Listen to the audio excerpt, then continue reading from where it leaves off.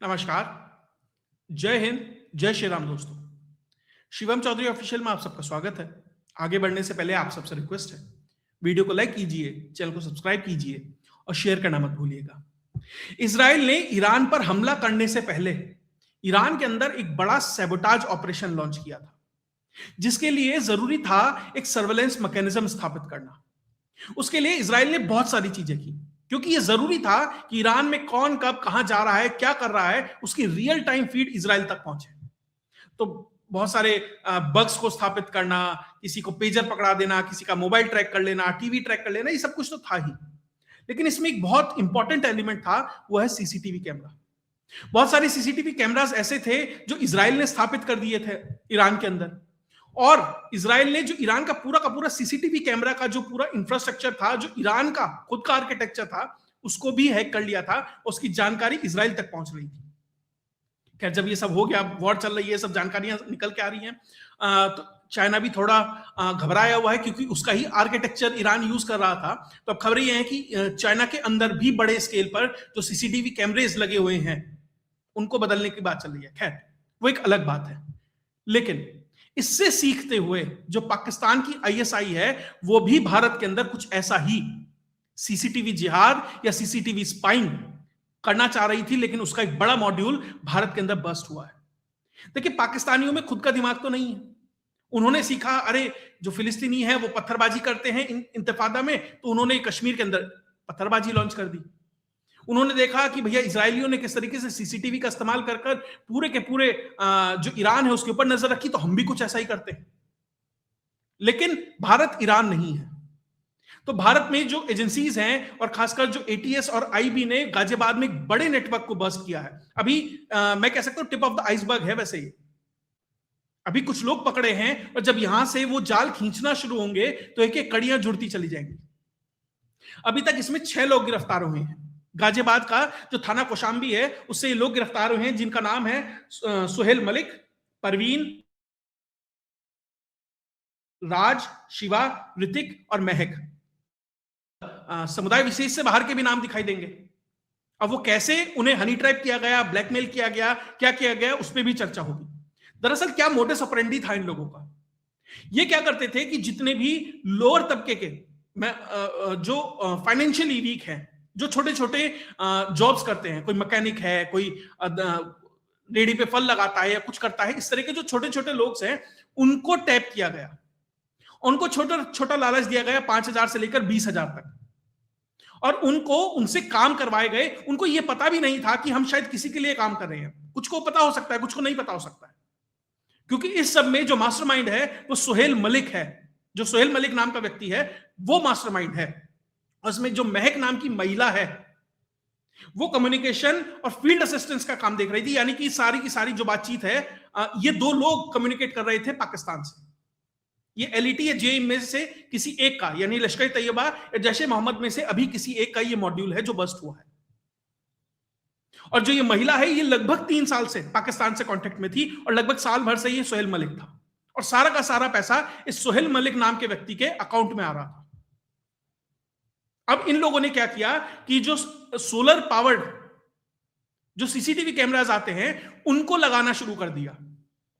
अब क्या है, उसमें आपको कोई बिजली का कनेक्शन नहीं चाहिए, कहीं से आप कनेक्टेड नहीं है, कुछ नहीं है, बस एक कैमरा है, उसके अंदर बैटरी है, छोटा सा सोलर पैनल है ऊपर, और उसमें एक ट्रांसमीटर होगा, और आपका क्लाउड पे डायरेक्ट वो फीड जारी होता है।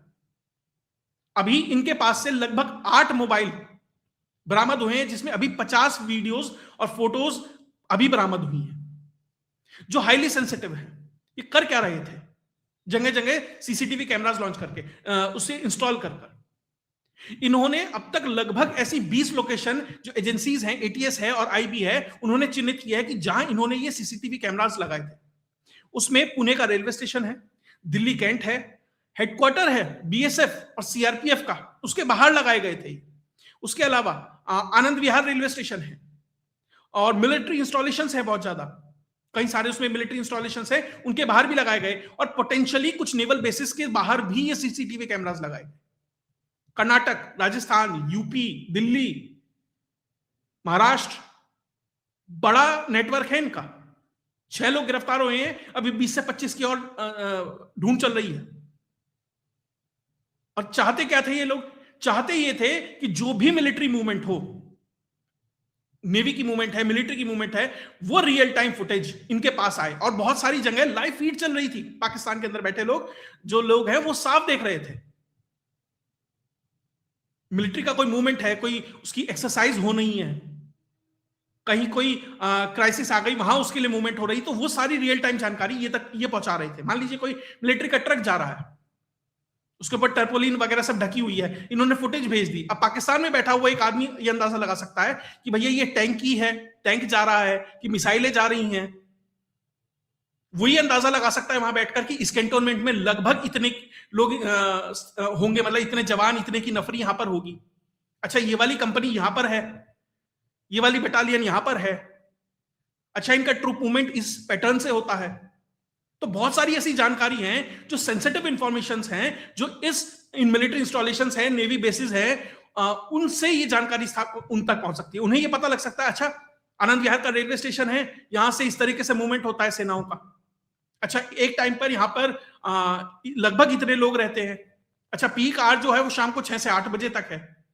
तो अगर हमें कुछ करना है तो उन्हें पता होना चाहिए ना, कि मान लीजिए उन्हें कुछ करना है, पहलगाम जैसी घटना है या कुछ भी, मैं ये नहीं कह रहा कि वो मतलब होना चाहिए, लेकिन अगर वो सोच रहे हैं तो उन्हें पता होगा कि हमें इस समय ये चीजें करनी है।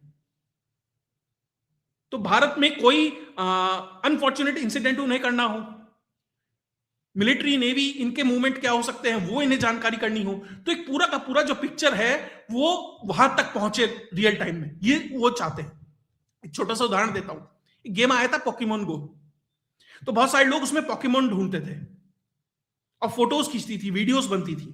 अब जानकारी समझ ये निकल के आई है, दरअसल जो वो कंपनी थी वो पोकेमोन गो ने गेम नहीं बनाया था कि लोग उसे ढूंढ रहे थे, उन्होंने उससे लगभग 50 बिलियन इमेजेस और वीडियोस जनरेट किए हैं, जिसका एआई का इस्तेमाल कर अब वो हर जगह का मैप बना पा रहे हैं।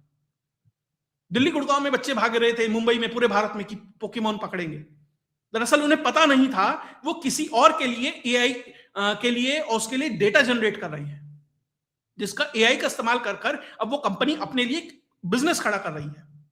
और संभवतः किसी एजेंसी के साथ मिलकर पूरा का पूरा उन्होंने खाका तैयार कर लिया होगा, उनके पास पूरी ट्रेन है, पूरी जानकारी है हर चीज की। तो कुछ वैसा ही इन सीसीटीवीज के माध्यम से ये करने का प्रयास था कि उस जगह की जो रियल टाइम जानकारी है इन तक पहुंचे। और भारत में सिस्टम ऐसा ही है, कहीं सीसीटीवी कैमरा लग रहा है, कौन देख रहा है? मान लीजिए किसी खंबे पे कोई इंस्टॉल करने के लिए चढ़ा भी है, कोई पूछेगा भैया तू कौन? मैं तो इलेक्ट्रीशियन। कहीं कोई रेलवे स्टेशन पे कोई कर रहा है, तुम कौन? अरे हम तो फला विभाग से हैं। तो आपने उन छोटे छोटे लोगों को पकड़ा जो सही में इलेक्ट्रीशियन है, प्लम्बर है, दवाई कहीं छोटी मोटी रेडी लगाते हैं, कुछ करते हैं, उन लोगों को आपने पकड़ा। और जानबूझकर हिंदुओं को ट्रैप किया गया। अब मर्जी से गए हैं, ट्रैप किया गया है, क्योंकि इसमें हनी ट्रैपिंग की भी बात चल रही है, क्योंकि जैसे इसमें राज है, शिवा है, ऋतिक है, अब परवीन नाम है, पता नहीं वो उधर भी बहुत लोग रखते हैं, इधर भी है, तो संभवतः इसमें से हिंदू भी नाम है। तो उनको ट्रैप किया गया ताकि ये लगे कि भैया देखो सिर्फ मुसलमान नहीं करता है, या सिर्फ एक फला जाति धर्म नहीं कर रहा है। जैसे बहुत कश्मीर के अंदर जब इंसर्जेंसी उन्हें खड़ी करनी थी, टेररिज्म खड़ा करना था, तो कश्मीरी युवाओं को उन्होंने एक तरीके से इंडक्ट करना शुरू किया। रेजिस्टेंस फ्रंट नाम से एक संगठन बनाया ताकि जो इस्लामिक ना लगे। वही मोडस ऑपरेंडी अब यहां पर करनी शुरू कर दी है। और करते क्या थे ये लोग? आपको पेमेंट करेंगे, आपको हमारा ये काम करना है, सवाल नहीं पूछना है, सीधा इंस्ट्रक्शन था। और कोई मान लो सीसीटीवी कैमरा लगा रहा है, उसे थोड़ी पता है कि उस सीसीटीवी कैमरे का क्या हो सकता है, या कोई खड़ा है उसे सिर्फ कह दिया बस तुम्हें ये देखना है क्या सुबह से शाम तक इस गेट से कितने ट्रक निकलते हैं। जो पढ़ा लिखा आदमी है, जो न्यूज में रहता है, जो इन चीजों को समझता है, किस तरीके से ये चीजें होती है, वो तो ठीक है, उसके लिए वो समझता है कि भैया इसके क्या रिपरकशन हो सकते हैं। लेकिन एक फल बेचने वाला है, एक रिक्शा चलाने वाला है, उसे क्या पता है कि भैया इसका क्या हो सकता है? और उसके लिए 5,000 20,000 रुपए, अगर एक महीने में उसे 20,000 रुपए मिल रहे हैं तो उसका तो बड़ा फर्क पड़ सकता है। तो इस तरीके से इन लोगों को रिक्रूट कर इस्तेमाल किया जा रहा है। अब इन पे बीएनएस की धारा 152, 61(2) और ऑफिशियल सीक्रेट्स एक्ट का धारा 3 और 5 ये भी लगी है।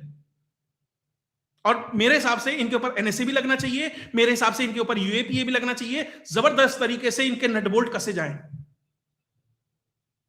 सूरज देख ना पाए उन्हें, ये मतलब अब इतिहास हो जाए सूरज और चांद उनके लिए, ये स्थिति इनकी बननी चाहिए। और ये तो बहुत छोटे लोग हैं, 10,000, 20,000, 25,000 रुपए के लिए ये काम कर रहे हैं। ज्योति मल्होत्रा इन्फ्लुएंसर, पाकिस्तानी दूतावास में रहने वाले एक व्यक्ति से शादी कर लेती है, दानिश, और क्या क्या नहीं हुआ उसके बाद, किस तरीके से इन्फ्लुएंसर सामने निकल के आए हैं। अब जमानत नहीं मिल रही है, यह स्थिति है, कुछ पैसों के लिए, कुछ फेम के लिए, कुछ लाइक के लिए आपने अपना देश बेचा है, आपने इस देश की सुरक्षा को खतरे में डाला है। पहलगाम अटैक से पहले भी वहां इन्फ्लुएंसर गए थे ना, वीडियोस बना रहे थे, तो क्या संभव नहीं है कि उन वीडियोस के माध्यम से बहुत सारी जानकारी जुटाई गई हो? मैं ये नहीं कह रहा सिर्फ उसके माध्यम से, लेकिन वो भी एक टूल हो सकता है उस टेरेन को समझने का। कितने लोग वहां जाते हैं, क्या पता वहां उन इन्फ्लुएंसर ने जानकारी दी हो कि भैया इस रास्ते से ऐसे ऐसे जाना है, इस समय सबसे ज्यादा भीड़ रहती है, इस समय कम रहती है। तो जो छोटे छोटे ये सेल्स हैं और इंडिविजुअली चल रहे हैं, सीसीटीवी लगा रहा है, उसे नहीं पता कि बाकी कौन कर रहा है। कोई किसी कैंटोनमेंट के बाहर खड़ा है, वहां से मॉनिटर कर रहा है, उसे नहीं पता कि सीसीटीवी वाला क्या कर रहा है। कोई हनी ट्रैपिंग में लगा है, अभी गाजियाबाद के अंदर ही निकल के आए ना, कुछ महिलाएं कुछ पुरुषों को बुलाती हैं, फिर उनकी फोटो खींचती हैं, और फिर हनी ट्रैप होता है, और पूरा परिवार लगा है इसके अंदर। वो भी सब वही हैं, लेटर बॉक्स वाले, काला लबादा ओढ़कर, और जो ये काम चल रहा है। और ये बहुत जरूरी है, अगर आपको ये जानकारियां निकल के सामने आ रही हैं ना कि ये चीजें हो रही हैं, इसका मतलब एजेंसीज अपना काम कर रही हैं, इसका मतलब वो आपको सुरक्षित रखने का प्रयास कर रही हैं। भैया कहीं से कुछ निकल के ही नहीं आ रहा, तो इसका मतलब एजेंसियां फेल है ना। अगर आप दिल्ली में एक इतनी बड़ी दुर्घटना को चिन्हित कर पाए, होने से पहले रोक पाए, हजारों किलो वहां का अमोनियम नाइट्रेट और आरडीएक्स और पता नहीं क्या क्या आप पकड़ पाए, तो ये एक बड़ी उपलब्धि है। लेकिन दिक्कत वही है जो अजीत डोभाल ने कही कि आपको हर गोल रोकना है, उन्हें सिर्फ एक गोल करना है। दिल्ली में वो एक घटना को घटित कर पाए, और देखिए वो उसके क्या अंजाम हुआ, कितने लोगों को अपनी जान गंवानी पड़ी। आपने हजारों किलो, 4,000, 5,000 कितना किलो अमोनियम नाइट्रेट था, आपने उसे पकड़ लिया, लेकिन उसमें से 10-20 किलो लीक हो गया, और उसने जाकर लाल किले के ऊपर क्या किया वो हमने देखा। यही प्रयास है, इसीलिए ये लोग लगातार रोज लगे रहते हैं। और अभी 8 मोबाइल सीज हुए हैं, हो सकता है बहुत सारे मोबाइल ऐसे हों जो इन्होंने फेंक दिए हों, किसी लोकेशन पर हों, क्या बताइए। डेटा सेट सिर्फ इन 50 वीडियोस तक सीमित नहीं है, इससे बहुत बड़ा होगा, निश्चित तौर पर होगा। बहुत सारे क्रिप्टो वॉलेट्स पकड़े गए हैं जहां से पैसा आता है, हवाला नेटवर्क इनसे पकड़ा जा सकता है कि भैया तुम्हें वो 20,000 कहां से आते हैं। अब ऐसा तो नहीं है कि कोई कबूतर लेके आता होगा या आपको उस पर ट्रांसफर किया जाता होगा अकाउंट में, निश्चित तौर पर नहीं होता। हवाला का नेटवर्क इस्तेमाल किया जाता है, क्रिप्टो जो वॉलेट्स हैं उसका इस्तेमाल किया जाता है। व्हाट्सएप पे आप चैट करते होंगे, लिंक्डइन पे आपको मैसेज, माफ कीजिएगा, टेलीग्राम पर आपको मैसेजेस आते होंगे, कोई क्लाउड सर्वर होगा, क्लाउड का लिंक होगा जहां पर वो डेटा जाता होगा, उससे बहुत सारे आईपी ट्रैक हो सकते हैं। बहुत सारी चीजें हैं जो अगर इसकी फॉरेंसिक एनालिसिस की जाए अच्छे से, जो एजेंसी निश्चित तौर पर करेंगी, इसमें एनआईए भी इन्वॉल्व होती नजर आएगी आपको भविष्य में। तो आप उस मनी ट्रेल को पकड़ेंगे, जब तक मनी ट्रेल नहीं पकड़ी जाएगी ये चीजें होती रहेंगी। मनी ट्रेल पकड़िए, इनके पीछे कौन हैंडलर है, कौन कैसे चल रहा है। जब जहां आप दिल्ली वाली घटना हुई उसके बाद आपने दुनिया भर की यूनिवर्सिटियों से क्या क्या नहीं निकाल दिया, तो जरूरी है कि इसको भी इस्तेमाल किया जाए, उस नेटवर्क को। और बहुत सारी ऐसी चीजें पीछे हो रही होंगी और हो चुकी होंगी अब तक भी, कि हमें शायद पता भी ना लगे। निश्चित तौर पर एजेंसीज लगी हुई हैं, तभी ये जानकारियां सामने आ रही हैं, तभी हम सेफ महसूस कर रहे हैं। और पाकिस्तान या चाइना या जो भी एडवर्सरी है, क्या सिर्फ वो इसका इस्तेमाल कर रहा है? निश्चित तौर पर नहीं। पाकिस्तान तो यूट्यूबर्स का भी इस्तेमाल करता है, पूरा ग्रुप है ना, वो बड़ी महंगी सी लिपस्टिक लगाकर और बड़े सज धज के महिलाएं बैठ जाती हैं, बहुत सारे लोग उन पे लट्टू हो जाते हैं, सुपर चैट कर रहे हैं, पैसे भेज रहे हैं, और फिर वो हनी ट्रैप होते हैं। फिर संभवतः उनका भी इस्तेमाल किया जा सकता है। मान लीजिए उन्होंने कोई ग्रुप बना लिया अपने सब्सक्राइबर्स का, बहुत सारे सब्सक्राइबर उसमें जुड़ गए, 10-20 हजार 50 हजार, उसके बाद क्या करना है, उनमें से 5-7-10 पोटेंशियली तो ढूंढने जो हनी ट्रैप हो सकते हैं, जो पैसे के लालच में आ सकते हैं, और आप उनके लिए फिर काम कर रहे होंगे, आपको पता भी नहीं लगेगा कब आप आगे निकल गए। इसलिए इन यूट्यूबर्स का भी बॉयकॉट होना चाहिए, और जो ये पूरा का पूरा ऑपरेशन चल रहा है, जिस तरीके से चीजें चल रही हैं, ये जानकारी हमारे बीच भी होनी चाहिए। अचानक से हमारे मोहल्ले में आकर कोई कुछ इंस्टॉल कर रहा है, कुछ लगा रहा है, कोई संदिग्ध व्यक्ति आपको दिख रहा है, तो ये जिम्मेदारी हमारी भी है, उससे सवाल पूछें, भैया तुम कौन, यहां किस लिए। संभवतः आपके सामने वाले खंबे पे भी कुछ लगा के चला जाए, क्योंकि आपका घर किसी सेंसिटिव जोन में आता हो, तो उन लोगों के लिए बहुत जरूरी है इन चीजों को सतर्क रहना थोड़ा सा, क्योंकि सिर्फ सरकार, सिर्फ एजेंसियां नहीं करती, जनता को भी जागरूक होने की बहुत जरूरत है। बहुत सारी ऐसी जगह हैं जैसे बड़े बड़े नेटवर्क जनता की वजह से खुले हैं। खैर, इस पे जो भी डेवलपमेंट आएगा वो भी आपके साथ लेके आता रहूंगा। अगर आपको ये वीडियो विश्लेषण अच्छा लगा तो वीडियो को लाइक कीजिए, चैनल को सब्सक्राइब कीजिए और शेयर करना मत भूलिएगा। जय हिंद, जय भारत।